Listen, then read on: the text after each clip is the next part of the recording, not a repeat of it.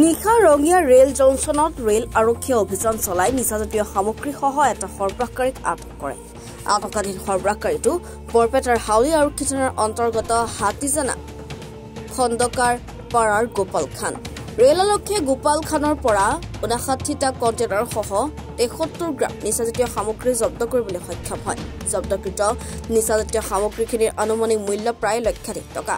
সৰবৰাহকাৰী গোপালে নিচাজাতীয় সামগ্ৰীখিনি বৰপেটাৰ পৰা ধেমাজি চিলাপথাৰলৈ সৰবৰাহ কৰিছিল।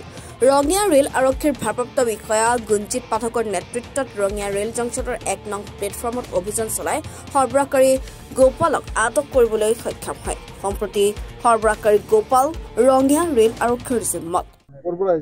হাউলি